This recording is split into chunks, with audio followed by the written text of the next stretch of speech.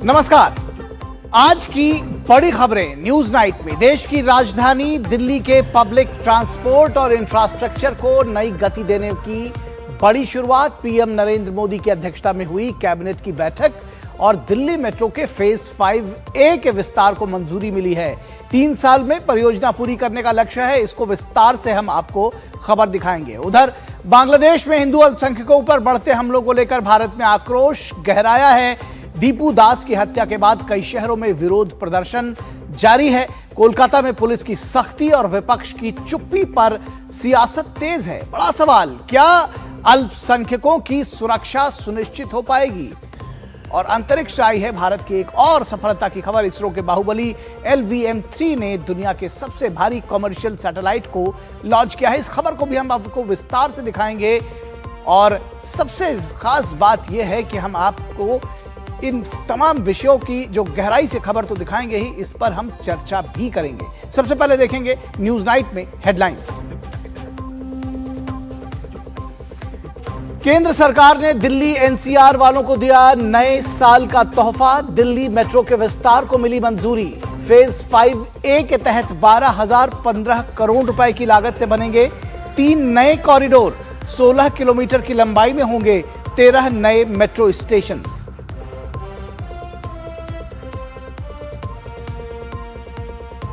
बांग्लादेश की हिंसा पर देश में आक्रोश जारी। हिंदू संगठनों ने तमाम शहरों में जमकर किया प्रदर्शन।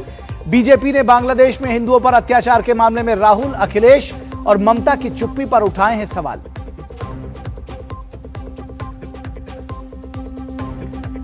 महाराष्ट्र में BMC चुनाव के लिए साथ आए उद्धव और राज ठाकरे। कहा मराठी मानुष होगा मुंबई का मेयर। बीजेपी का पलटवार। कहा अस्तित्व की लड़ाई लड़ रहे 2 परिवारवादी हार के डर से एक साथ गठबंधन में आए।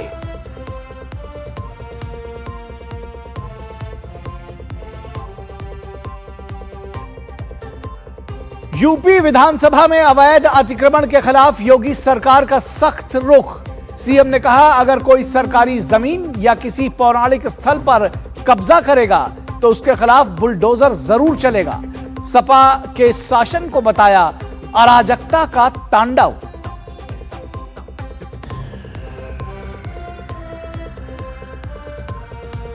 इसरो ने अंतरिक्ष में रचा इतिहास। बाहुबली रॉकेट से ब्लू वर्ल्ड 2 की सफल लॉन्चिंग। मिशन का मकसद सैटेलाइट के जरिए सीधे मोबाइल कनेक्टिविटी उपलब्ध कराना।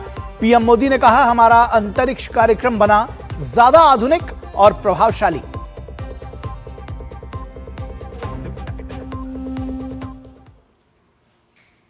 तो सबसे पहले बात शहरी इंफ्रास्ट्रक्चर डेवलपमेंट की। प्रधानमंत्री नरेंद्र मोदी की अध्यक्षता में आज केंद्रीय कैबिनेट की बेहद अहम बैठक संपन्न हुई, जिसमें देश की राजधानी दिल्ली के सार्वजनिक परिवहन और आधारभूत संरचना को मजबूत करने वाले बड़े फैसले मंजूर किए गए।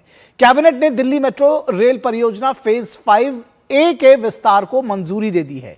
यह परियोजना 3 सालों में पूरा होगी और इसके लिए 12,015 करोड़ रुपए का खर्च आएगा। दिल्ली वासियों को क्रिसमस और नए साल से ठीक पहले केंद्र सरकार ने तोहफा दे दिया है। प्रधानमंत्री नरेंद्र मोदी के नेतृत्व में हुई कैबिनेट की बैठक ने दिल्ली मेट्रो रेल परियोजना के फेज 5A के विस्तार को मंजूरी दे दी। केंद्रीय मंत्री अश्विनी वैष्णव ने बैठक के बाद जानकारी दी कि यह परियोजना राष्ट्रीय राजधानी में यातायात सुधार का बड़ा कदम है।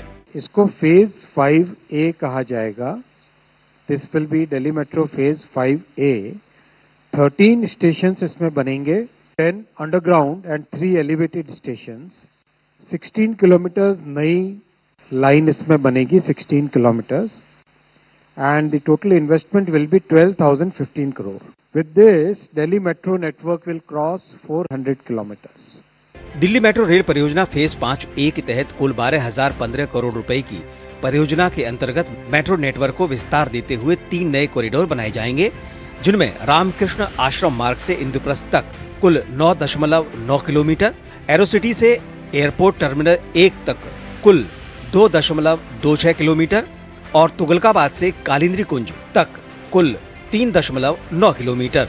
कुल मिलाकर इस चरण में लगभग 16 किलोमीटर नई मेट्रो रेल लाइन बनाई जाएगी।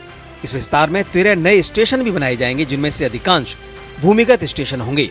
विस्तार के पूरा होने पर दिल्ली मेट्रो नेटवर्क की लंबाई 400 किलोमीटर से अधिक हो जाएगी, जिससे रोजाना यात्रा करने वाले लाखों लोगों को और बेहतर कनेक्टिविटी प्राप्त होगी। इस एक्सपेंशन से दिल्ली में 33,000 tons CO2 emission every year will be saved. Traffic से बच के आराम से मेट्रो में आए, पोल्यूशन और ट्रैफिक दोनों पे एक सिग्निफिकेंट इम्पैक्ट पड़े, वो थिंकिंग के साथ इस कॉरिडोर को डिजाइन किया गया है। कॉरिडोर 1 जो रामकृष्ण आश्रम मार्ग से इंद्रप्रस्थ के बीच रहेगा, इसमें करीब 65,000 कर्मचारियों और 2 लाख आगंतुकों को सीधा लाभ मिलेगा, जबकि कॉरिडोर 2 से एयरपोर्ट यात्रियों और कॉरिडोर 3 से नोएडा गुड़गांव के लोगों को आने जाने में बड़ी समस्या से निजात मिलेगी। Rishi Kumar, DD news, Delhi. और बांग्लादेश में हिंदू अल्पसंख्यकों पर बढ़ते हमलों ने सरहदों के पार भी गहरा आक्रोश पैदा कर दिया है। दीपू दास की निर्मम हत्या के बाद अब देश भर में गुस्से की लहर साफ दिखाई दे रही है।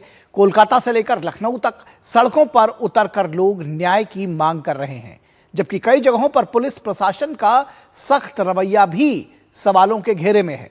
विपक्ष की चुप्पी और पश्चिम बंगाल में लाठीचार्ज को लेकर राजनीति गर्मा गई है, तो वहीं बांग्लादेश की अंतरिम सरकार पर अंतर्राष्ट्रीय दबाव भी बढ़ता हुआ दिख रहा है। सवाल बड़ा है कि क्या हिंदू अल्पसंख्यकों की सुरक्षा सुनिश्चित होगी और क्या दीपू दास को न्याय मिल पाएगा? बांग्लादेश में बवाल, देश में उबाल, कट्टरपंथियों ने ली दीपू की जान, गुस्से में पूरा हिंदुस्तान। बांग्लादेश में हिंदू अल्पसंख्यकों पर हो रहे अत्याचारों और हमलों के विरोध में देश में गुस्सा भड़क गया है। देश के तमाम शहरों में ऐसी घटनाओं के खिलाफ आज भी जोरदार प्रदर्शन हुआ है। बांग्लादेश में अल्पसंख्यक हिंदुओं पर हिंसा के खिलाफ नारे लगाते और भगवा झंडे थामे सैकड़ों प्रदर्शनकारी पश्चिम बंगाल के तमाम हिस्सों में सड़कों पर उतरे और जमकर विरोध प्रदर्शन किया। बशीरहाट हो या कोलकाता या फिर हावड़ा, हर जगह लोगों का गुस्सा देखने को मिला। कई जगहों पर प्रदर्शनकारियों ने पुतले भी फूंके और न्याय की मांग की। का पूरा विषय है हिंदुओं को ये दिखाने का, डराने का प्रयास है। पूरे विश्व में रहने वाले हिंदू को बताया जा रहा है कि जहां मुसलमान बड़ी संख्या में है वहां आप नहीं रह सकते हैं। वीएचपी के साथ ही तमाम हिंदूवादी नेताओं ने यूपी के अलग अलग शहरों में बांग्लादेश में हिंदुओं पर हो रही हिंसा और अत्याचार के खिलाफ प्रदर्शन किया। लोगों ने यूनुस सरकार के खिलाफ जमकर नारेबाजी की। वहाँ के हिंदू समाज की, वहाँ के उनके प्रतिष्ठानों को जलाया जा रहा है और उसको जलाया ही नहीं गया, उसकी वीडियो बनाया गया। वीडियो बना करके पूरा आने वाले अगल बगल के भारत तक में इसको बिल्कुल पूरे तरीके से प्रसारित, वायरल किया गया है। यह बिल्कुल घृणित कार्य है। इसको किसी भी स्थिति में हिंदू समाज यहाँ पर बर्दाश्त नहीं करेगा। गौरतलब है कि बांग्लादेश में 18 दिसंबर को हिंदू युवक की हत्या कर दी गई थी। गारमेंट फैक्ट्री में काम करने वाले हिंदू युवक दीपू को मारने के बाद शव को पेड़ से बांधकर जला दिया गया था। उसी की न्याय की मांग के लिए प्रदर्शन हो रहा है। देश के तमाम शहरों में संगठनों का आक्रोश दिखा। वहीं मंगलवार को कोलकाता में इस प्रदर्शन के दौरान लाठीचार्ज भी हुआ था। बीजेपी ने इस मामले में ममता सरकार पर निशाना साधा है, तो साथ ही राहुल गांधी, अखिलेश यादव और ममता बनर्जी की चुप्पी पर सवाल उठाए हैं। लोकतांत्रिक रूप से प्रोटेस्ट करने का अधिकार दीजिए, परंतु पश्चिम बंगाल की सरकार ने, ममता बनर्जी की सरकार ने भगवा देकर लाठी से हमारे बंगाली हिंदू भाई और बहन पर प्रहार किया। क्योंकि एक दलित नौजवान मारा गया बांग्लादेश में और उस नौजवान के मरने पर आपकी जवानी सिर चुकी है, क्योंकि आप उसको केवल वोट बैंक के रूप में इस्तेमाल करते हैं। इस बीच अमेरिका के कुछ प्रभावशाली सांसदों ने बांग्लादेश की अंतरिम सरकार के मुख्य सलाहकार मोहम्मद यूनुस को पत्र लिखकर चेतावनी दी है कि अगर फरवरी में होने वाले चुनावों से पहले राजनीतिक दलों की भागीदारी पर रोक लगाई गई तो स्वतंत्र और निष्पक्ष चुनाव कराना संभव नहीं होगा। उन्होंने चिंता जताई कि अगर सरकार राजनीतिक दलों की गतिविधियां निलंबित करती है या फिर विवादित अंतर्राष्ट्रीय अपराध न्यायाधिकरण को दोबारा शुरू करती है तो चुनाव प्रक्रिया पर लोगों का भरोसा और कमजोर हो सकता है।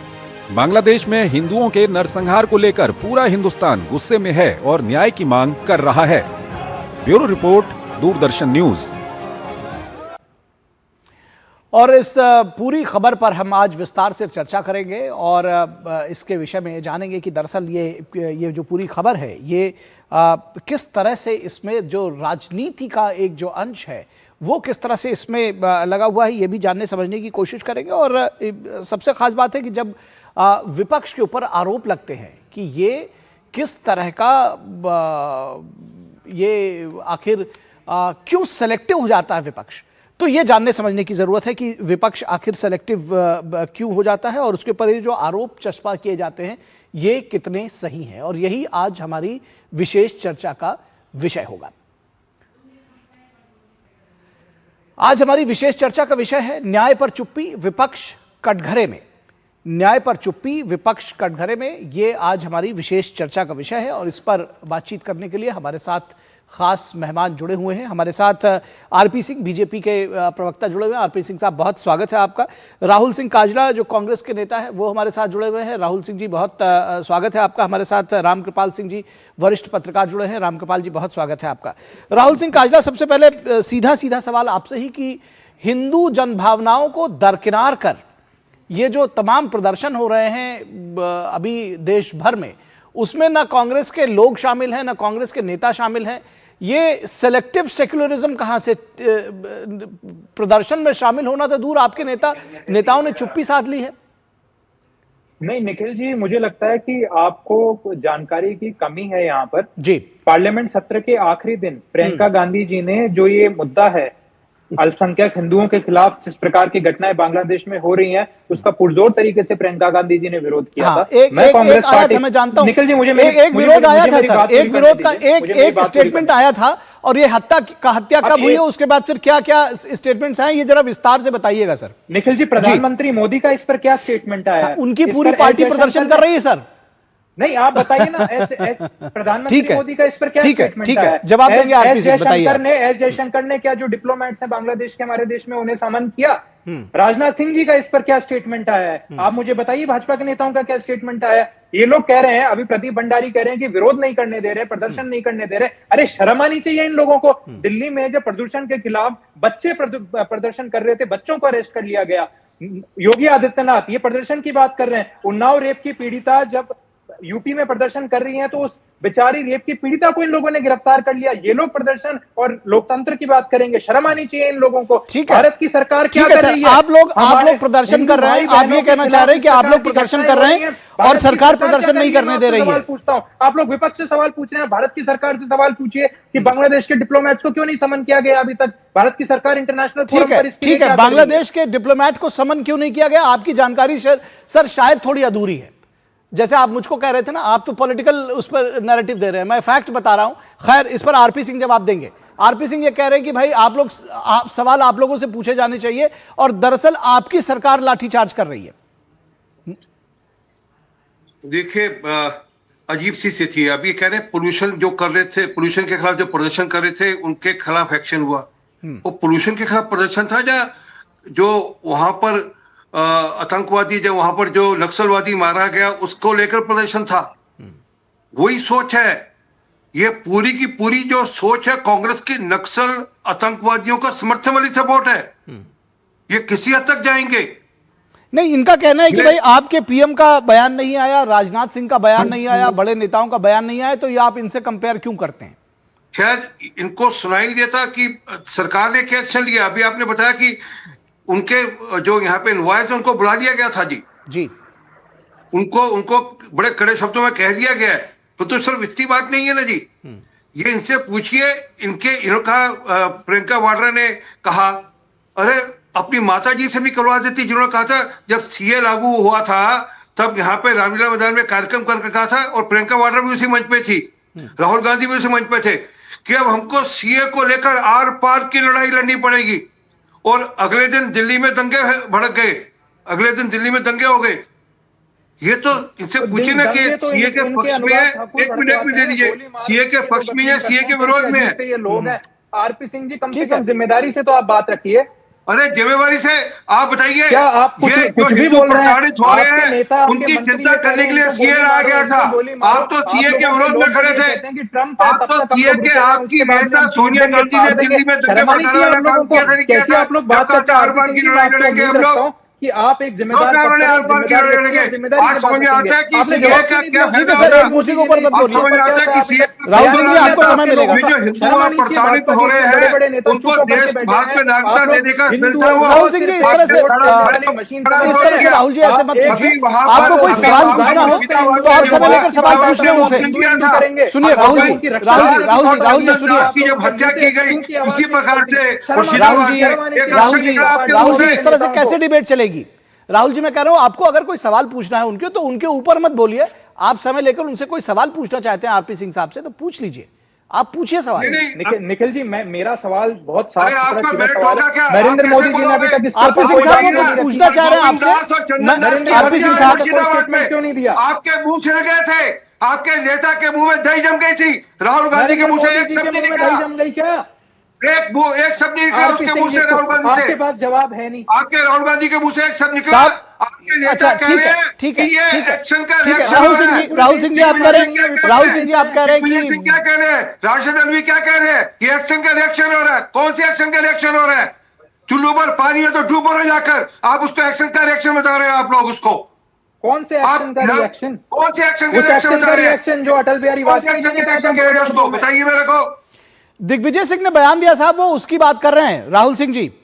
दिग्विजय सिंह के बयान पर आपके यहां से शांति छा जाती है, ये किस तरह का बयान है? लोगों की जनभावनाएं हैं, इस बात को शायद मैं निखिल जी इस समय भारत की सरकार हिंदू भाई बहनों के खिलाफ जो जिस प्रकार की घटनाएं बांग्लादेश में हो रही है आप कह रहे हो कि जो हो रहा है वो ठीक हो रहा है।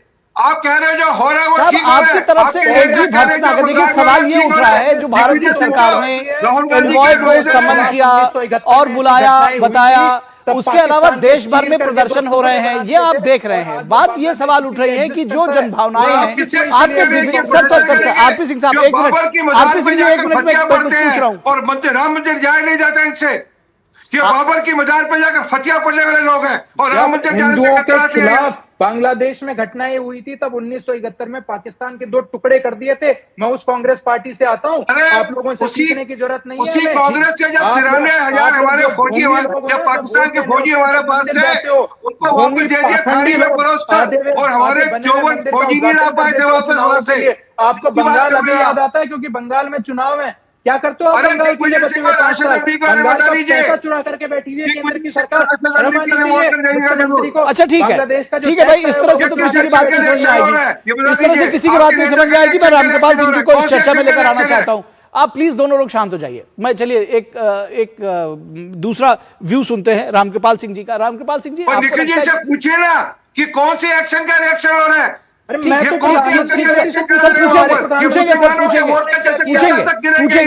पूछेंगे सर, एक मिनट, एक दिग्विजय सिंह का सवाल कर रहे हैं सर, वो आरपी सिंह साहब दिग्विजय सिंह का पर सवाल कर रहा था, लेकिन मैं उसका जवाब दीजिएगा राहुल सिंह जी, उसका जवाब दीजिएगा राहुल जी आप बाद में। अभी मुझे रामकृपाल जी के पास जाने दीजिए।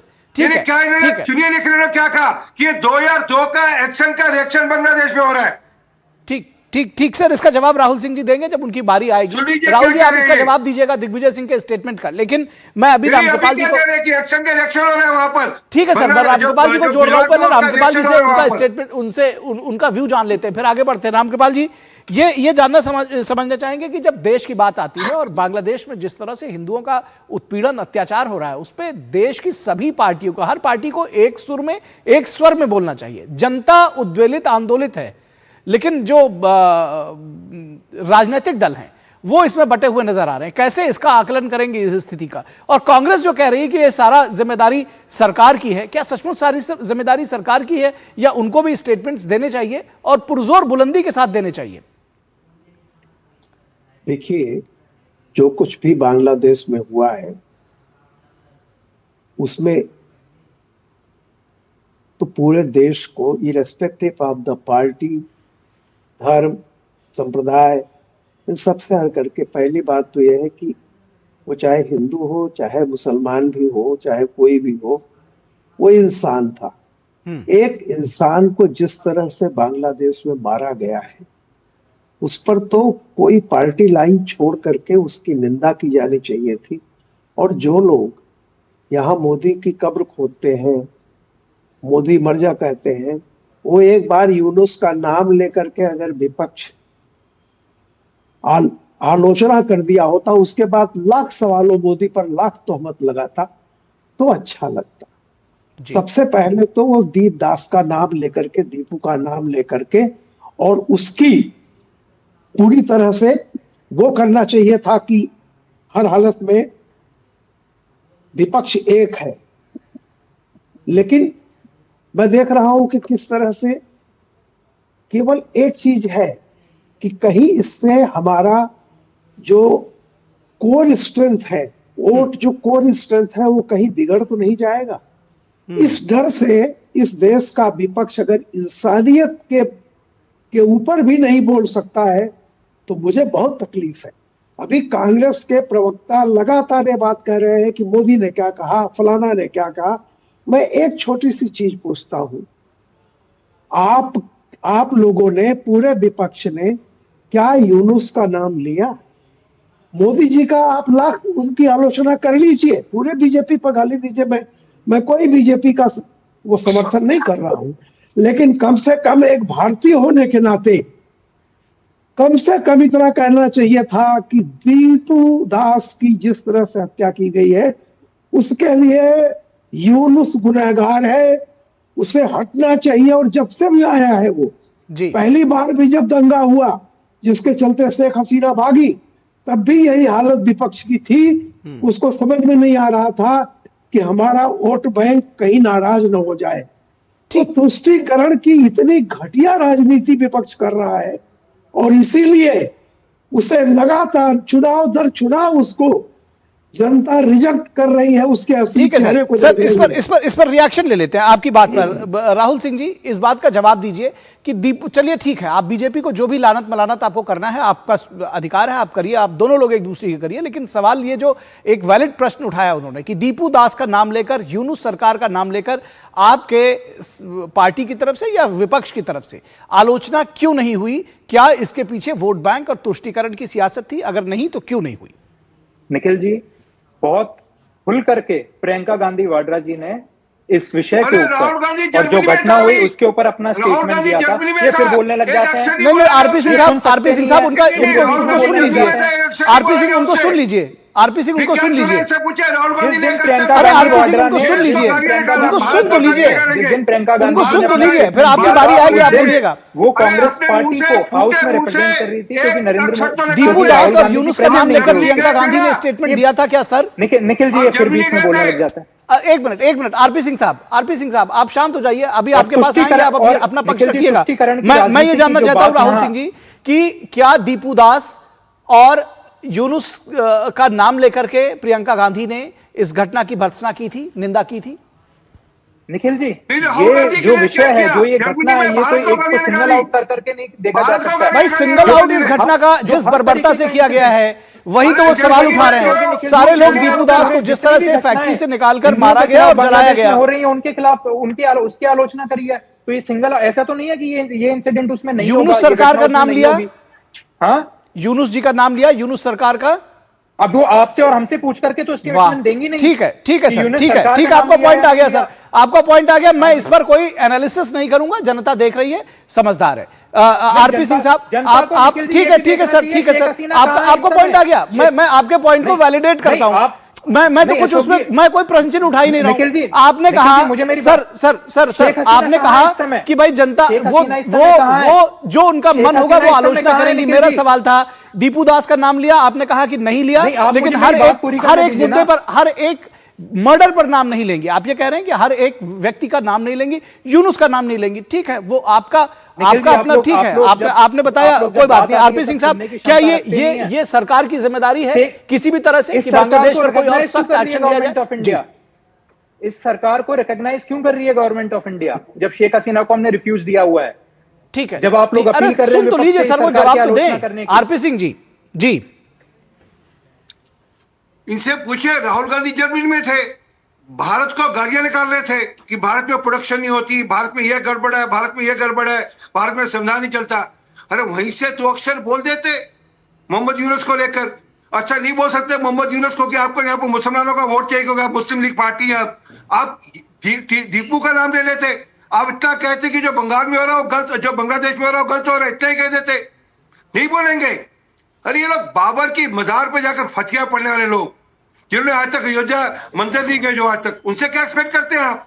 ठीक है, मैंने कहा ना, ठीक है, आप दोनों लोगों का पॉइंट आ गया। आज हमारी चर्चा बस यहीं तक। आरपी सिंह साहब बहुत शुक्रिया, राहुल सिंह काजला जी बहुत शुक्रिया, रामकृपाल सिंह जी बहुत शुक्रिया। लेकिन ये वैलिड सवाल जो उठा है, ये सवाल जरूर पूछा जाएगा कि आखिर विपक्ष, अगर जिस तरह से जो रामकृपाल सिंह जी ने सवाल उठाया कि आखिर नाम लेकर और यूनुस का नाम लेकर निंदा करने में डर क्या था, क्या वोट बैंक खिसक जाता? ये सवाल सभी लोग पूछ रहे हैं और पूछा जाएगा क्योंकि इसके साथ जनभावनाएं जुड़ी हुई हैं।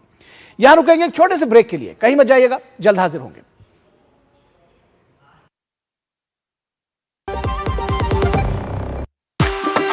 MDH कसूरी मेथी लाजवाब है, लाजवाब है। स्वाद और सुगंध इसकी लाजवाब है, लाजवाब है। अगर MDH कसूरी मेथी नहीं डाला तो खाली हाथ मलते रह जाओगे। एक एक पत्ता हाथ से चुना, स्वाद और सुगंध जगाए कई गुना। ओए लड़के वाले आ गए। खाली खाना कहाँ है? अनाज तो नहीं मैडम। क्या? क्यों? क्योंकि किसान छुट्टी पर हैं। ऐसा हो सकता है क्या? नहीं ना, क्योंकि हम किसान जानते हैं सब हमारे भरोसे हैं, इसलिए हमारा भरोसा ग्रो मोर। जिनके भरोसे दुनिया, उनका भरोसा ग्रो मोर। इच्छाओं की कोई उम्र नहीं होती, आज हो या कल आंखों में हरदम चमकती, कल भी रहे आज के ठाट, ना हो टेंशन रिटायरमेंट के बाद, हाँ करनी है तैयारी NPS जरूरी है। ओ हरी भैया, अरे वाह, खेतों में कौन सी फसल लगाए हो? 12 महीने कमा कर दे ऐसी फसल। क्या? मैंने नया व्यवसाय शुरू किया है। उसके लिए पैसे?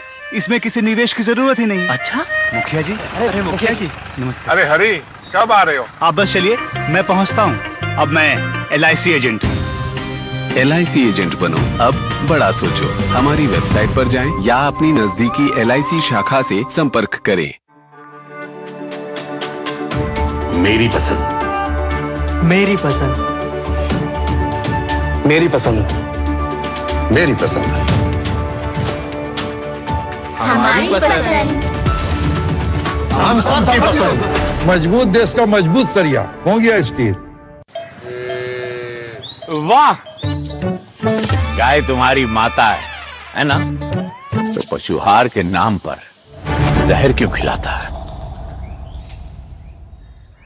अनसन हटा, दिल से खिला, सिर्फ कपिला, देश का नंबर 1 पशु आहार। गोल्डी छोले मसाले, जहाँ जाएं रिश्ते बनाए। गोल्डी लाए हैं फ्रेश लॉक टेक्नोलॉजी, जो रखे मसालों को हर समय फ्रेश। स्वागत है आपका ब्रेक के बाद। और प्रधानमंत्री नरेंद्र मोदी के मेक इन इंडिया कार्यक्रम की सफलता का एक बड़ा उदाहरण पेश करते हुए फॉक्सकॉन ने बेंगलुरु के पास अपने नए आईफोन असेंबली प्लांट में महज 8 से 9 महीनों में करीब 30,000 कर्मचारियों की भर्ती की है। यह भारत में अब तक किसी भी फैक्ट्री का सबसे तेज रैंप अप माना जा रहा है। खास बात यह है कि इस यूनिट में करीब 80% वर्कफोर्स महिलाएं हैं और ज्यादातर की यह पहली नौकरी है। महत्वपूर्ण यह है कि कांग्रेस के पूर्व अध्यक्ष और लोकसभा में नेता प्रतिपक्ष राहुल गांधी ने इस खबर को X पर साझा करते हुए इसकी खुलकर तारीफ की है। राहुल गांधी ने एक पेपर क्लिप को सोशल मीडिया पर शेयर करते हुए लिखा कि पिछले 8 से 9 महीने में 30,000 लोगों को रोजगार दिया गया है। केंद्रीय मंत्री अश्विनी वैष्णव ने X पर राहुल गांधी की पोस्ट को शेयर करते हुए लिखा है कि पीएम नरेंद्र मोदी जी के मेक इन इंडिया प्रोग्राम की सफलता को स्वीकार करने के लिए राहुल गांधी को धन्यवाद। जैसा कि आपने कहा है, हम अपने पीएम के विजन को लागू करके हम एक उत्पादक अर्थव्यवस्था बनते जा रहे हैं।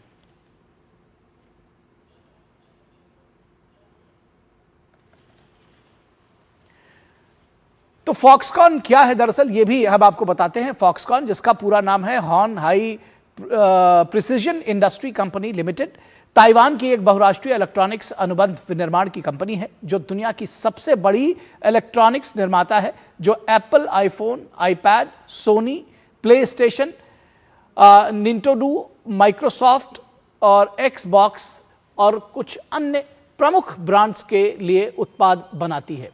यह कंपनी चीन से हटकर भारत में बड़े पैमाने पर निवेश कर रही है, खासकर स्मार्टफोन और सेमीकंडक्टर चिप उत्पादन में, जिसमें रोजगार के नए अवसर पैदा हो रहे हैं और भारत में टेक्नोलॉजी मैन्युफैक्चरिंग को बढ़ावा मिल रहा है।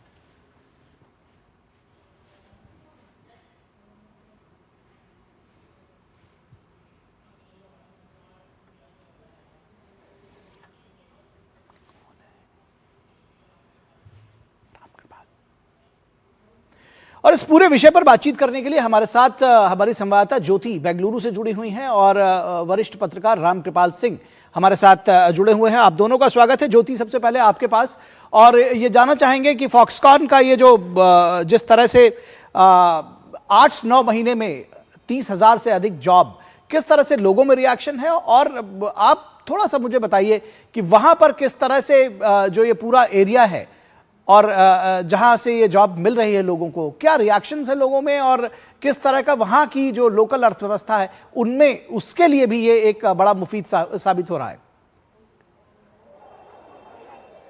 जोशी जी, फॉक्सकॉन यानी horn high precision industry company जो ताइवान बेस्ड कंपनी है, अभी बेंगलुरु के पास देवनाहल्ली है। ये एक इंडस्ट्रियल यूनिट है, वहाँ पे बहुत फैक्ट्रीज है, कंपनीज है, वहीं पे ये कंपनी है। तो इस कंपनी का अभी अचीवमेंट है कि 30,000 नौकरियां पैदा किया है। इसी साल मार्च अप्रैल में ये स्टार्ट हुआ था। लगभग 8 महीने में, कुछ ही short notice of period of time में ही 30,000 नौकरियों को पैदा किया है।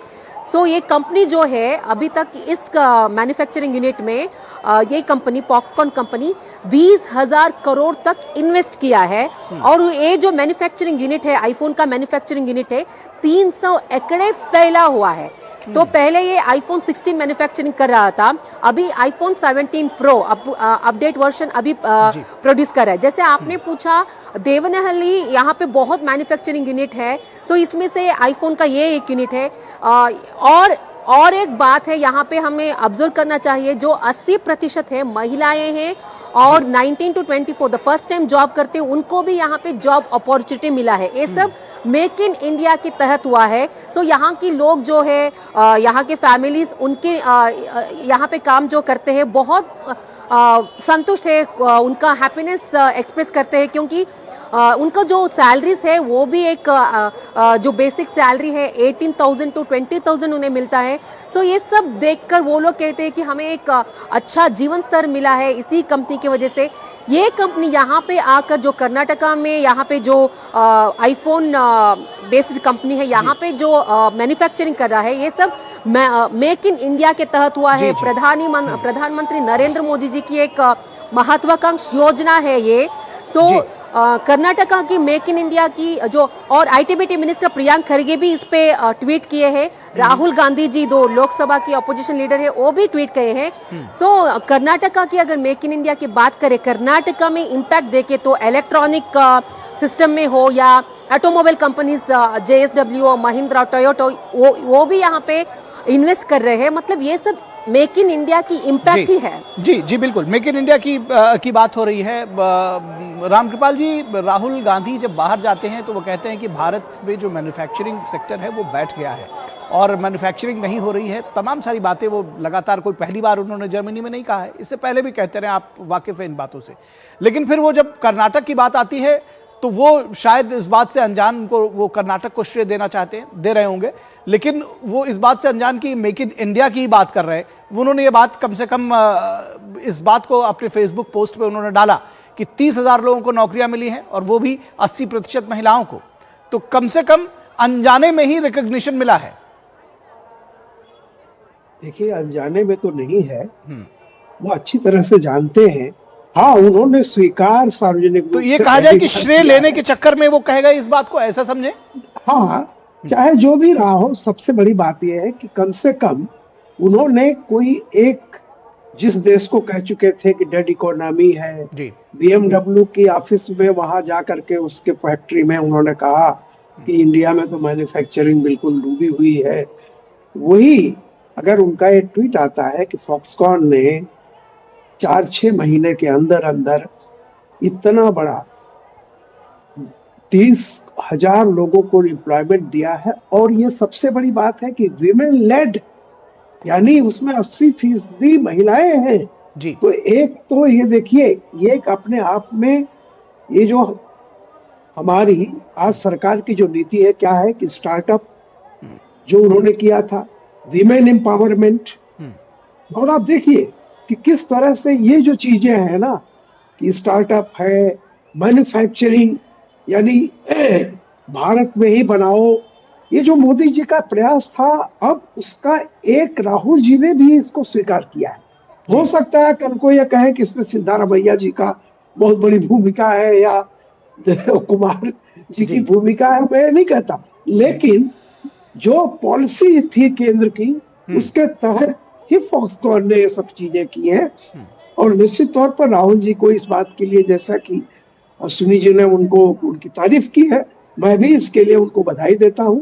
और अच्छी बात है कि कम से कम जो जमीनी सच्चाइयां हैं, जो ऑब्जेक्टिव ट्रुथ है, कम से कम उनको स्वीकार करना चाहिए। जी बिल्कुल, कम से कम जो जमीनी सच्चाई है उसको स्वीकार करना चाहिए। और किसी बहाने सही उन्होंने कम से कम इस बात को स्वीकार किया।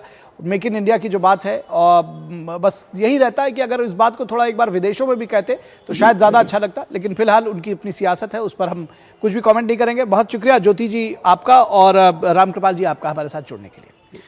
और यहाँ रुकेंगे एक छोटे से ब्रेक के लिए। ब्रेक के बाद जब वापस लौटेंगे तो आपको दिखाएंगे अंतरिक्ष में भारत का कमाल। रुकेंगे एक ब्रेक के लिए।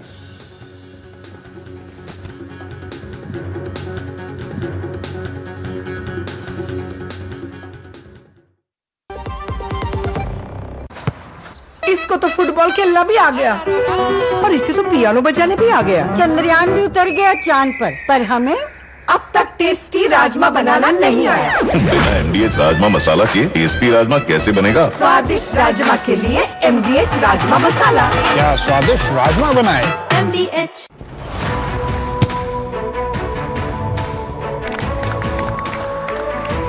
छब्बीस दिसंबर वीर बाल दिवस, साहिबजादों के अप्रतिम साहस का स्मरण करने का दिन। ये एक तारीख भर ही नहीं, प्रधानमंत्री जी के मार्गदर्शन में युवा पीढ़ी के लिए संकल्प का दिन बन गया है। अब ये दिन करोड़ों देशवासियों के लिए, पूरे देश के लिए राष्ट्रीय प्रेरणा का पर्व बना है। इस दिन ने भारत के कितने ही बच्चों और युवाओं को अदम्य साहस से भरने का काम किया है। वीर बाल दिवस देश के हर बच्चे में राष्ट्रवाद और अटूट मनोबल का संचार करता है, जिससे मिलती है विकसित भारत 2047 के विजन को मजबूती। तो आइए एक सशक्त भारत के लिए हम सब मिलकर मनाएं वीर बाल दिवस, 26 दिसंबर 2025। जरा सी हंसी दुलार जरा सा, जरा सी अनबन प्यार जरा सा,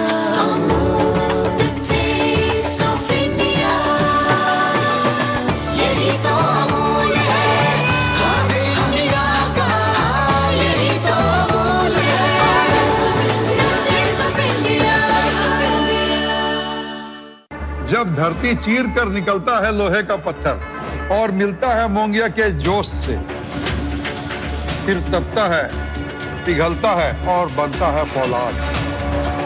अब होता है सरिया सारी खूबियों के साथ। मोंगिया स्टील, मजबूत देश का मजबूत सरिया। Excuse me? Yes sir. Get me one veg sandwich, orange juice and some आज cashew. फ्लाइट पे खाना नहीं है सर। किसान छुट्टी पे है सर। ऐसा हो सकता है क्या? नहीं दादा, हम किसान जानते हैं सब हमारे भरोसे, इसलिए हमारा भरोसा ग्रो मोर। जिनके भरोसे दुनिया, उनका भरोसा ग्रो मोर। गोल्डी छोले मसाले, जहाँ जाए रिश्ते बनाए। गोल्डी लाए हैं फ्रेश लॉक टेक्नोलॉजी, जो रखे मसालों को हर समय फ्रेश।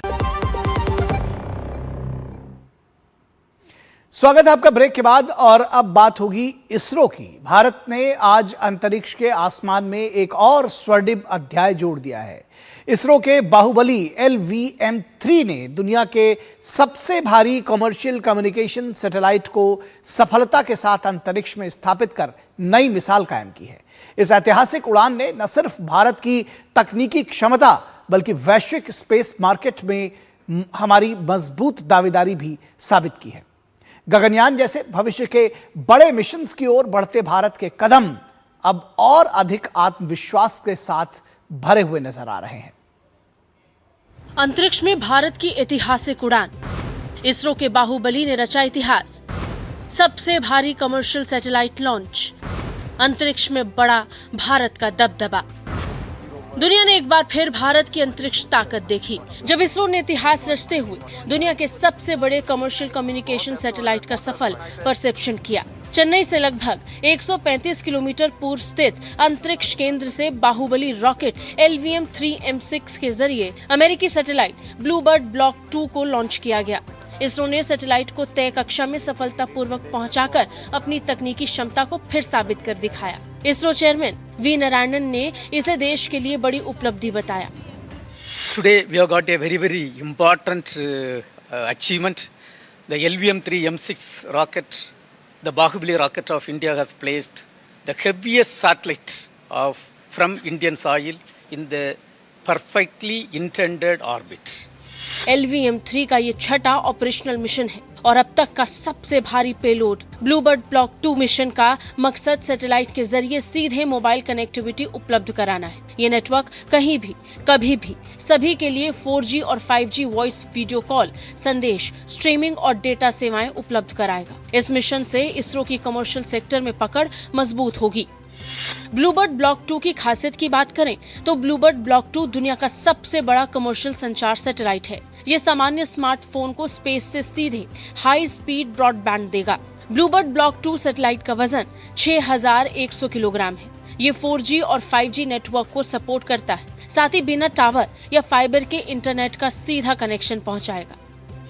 प्रधानमंत्री मोदी ने भी इसरो की इस उपलब्धि पर खुशी जताते हुए ट्वीट किया, जिसमें उन्होंने लिखा, भारत के युवाओं की ताकत से हमारा अंतरिक्ष कार्यक्रम ज्यादा आधुनिक और प्रभावशाली बनता जा रहा है। LVM-3 ने भरोसेमंद हैवी लिफ्ट प्रदर्शन दिखाया, जिससे हम गगनयान जैसे भविष्य के मिशनों के लिए नींव मजबूत कर रहे हैं, कमर्शियल लॉन्च सेवाओं का विस्तार कर रहे हैं और वैश्विक साझेदारी को मजबूत कर रहे हैं।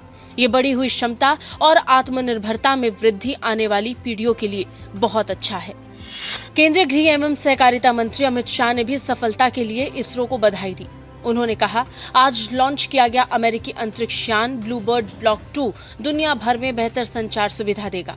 ये भारत की अंतरिक्ष क्षमता को व्यावसायिक सफलता में बदलने में हमारे वैज्ञानिकों की काबिलियत को दिखाता है। साथ ही अंतरिक्ष तकनीक के लिए भारत को वैश्विक केंद्र बनाने के प्रधानमंत्री मोदी के विजन को साकार बना रहा है। इस ऐतिहासिक लॉन्चिंग के साथ भारत ने अंतरिक्ष की दुनिया में अपनी मजबूत मौजूदगी फिर दर्ज कराई है और ये भी दिखा दिया है कि भारत अंतरिक्ष तकनीक के क्षेत्र में तेजी से आगे बढ़ रहा है। इसरो की ये सफलता देश को वैश्विक स्पेस मार्केट में और मजबूत बनाएगी। चेन्नई से रितेश रंजन के साथ ब्यूरो रिपोर्ट, DD न्यूज। तो ये थी बात इसरो के सफलता की और यहाँ रुकेंगे एक छोटे से ब्रेक के लिए, लेकिन ब्रेक के बाद जब वापस लौटेंगे तो आपको दिखाएंगे BMC के लिए साथ आए ठाकरे बंधु।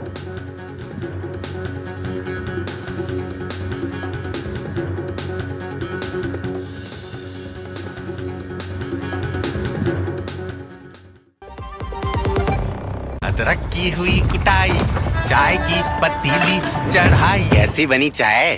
सिर्फ अदरक से चाय का स्वाद नहीं आएगा। नहीं आएगा बेटा, चाय का असली टेस्ट MDHD+ से ही आएगा। लौंग, हरी इलायची से भरपूर MDH टिंकस मसाला। मसाले सच MDH।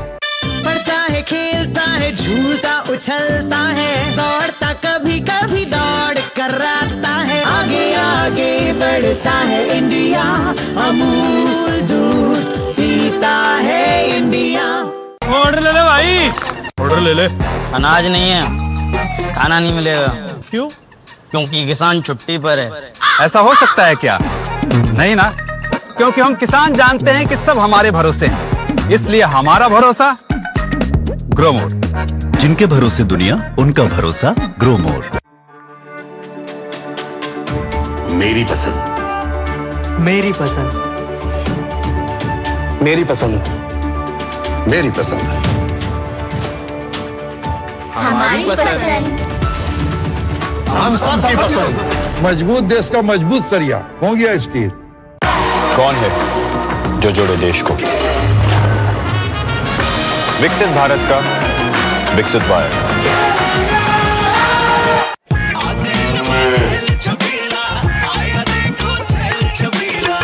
एक कपिला। अरे भाई सब एक ही जैसा होता है। ये लो साधारण पशु आहार।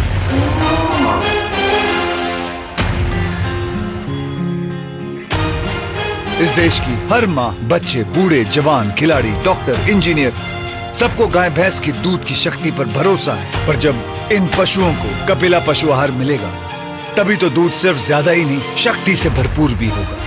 और ये सच जानते हुए चंद पैसों के लिए तुम देश का भरोसा तोड़ दो। माफ कीजिए। कपिला पशु आहार, देश का नंबर 1 पशु आहार।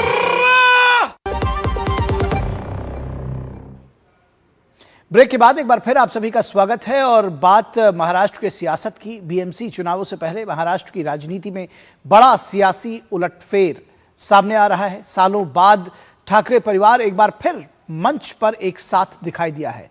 उद्धव ठाकरे और राज ठाकरे के हाथ मिलाने के साथ ही मुंबई की सत्ता और मराठी मानुष की राजनीति नए मोड़ पर पहुंच गई है। ये गठबंधन शिवसेना के बिखरे वोट बैंक को क्या फिर से जोड़ पाएगा? ये सियासी सवाल बार बार पूछा जा रहा है। और बीजेपी और एनडीए के लिए क्या ये किसी तरह का राजनीतिक चैलेंज बनकर उभर पाएगा? ये सवाल भी लोगों के जहन में आ रहा है, क्योंकि बीजेपी ने और शिवसेना शिंदे ने लगातार सफलता अर्जित की है। और जो पिछले दोनों लोकल बॉडी के इलेक्शंस हुए थे, उसमें जिस तरह से शानदार सफलता बीजेपी ने अर्जित की है, वो जाहिर तौर पर इन दो भाइयों को एक साथ लेकर आया है, क्योंकि दोनों की ही सियासी जमीन खिसक चुकी थी। और रुकेंगे एक ब्रेक के लिए। ब्रेक के बाद वापस लौटेंगे तो देखेंगे मेरी क्रिसमस।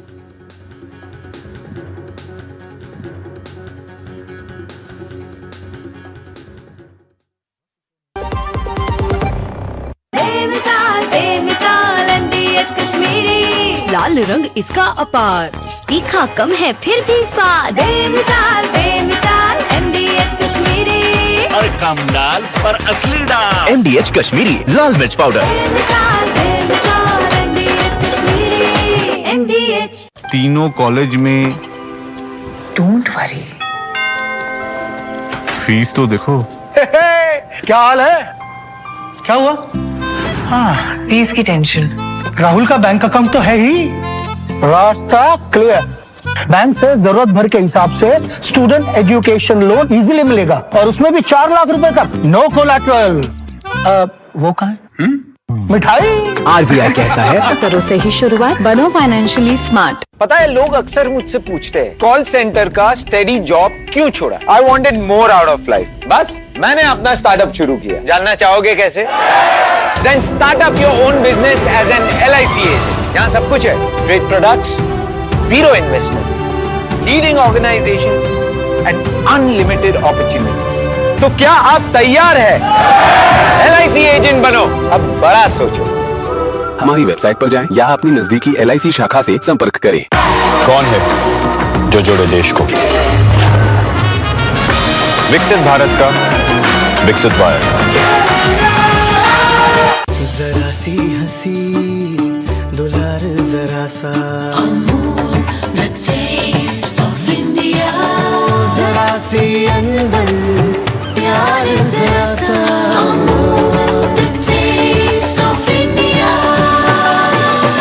यही तो अमूल है स्वाद इंडिया का, यही तो अमूल है टेस्ट ऑफ इंडिया।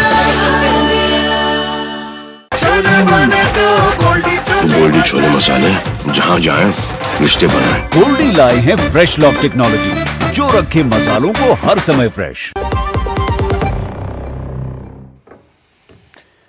ब्रेक के बाद एक बार फिर आप सभी का स्वागत है। और क्रिसमस के रंग आज दुनिया के हर कोने को रोशनी और खुशी से भर रहे हैं। जापान से लेकर बर्लिन तक और दुबई तक उत्सव का ये जश्न अनोखी परंपराओं और आस्था की गर्माहट के साथ मनाया जा रहा है। वहीं भारत में भी चर्चेस की रौनक, रोशनी से सजे बाजार और खुशियों से भरे चेहरे, प्यार, शांति और भाईचारे का संदेश दे रहे हैं। तो भारत और दुनिया भर में क्रिसमस का ये त्यौहार बेहद खुशनुमा तरीके से मनाया जा रहा है और रोशनी के साथ साथ सांता क्लॉज की जो धूम है बच्चों के बीच में वो साफ तौर पर देखी जा सकती है। तो न्यूज़ नाइट के आज के अंक में बस इतना ही। हमारी पूरी टीम को दीजिए इजाजत। नमस्कार।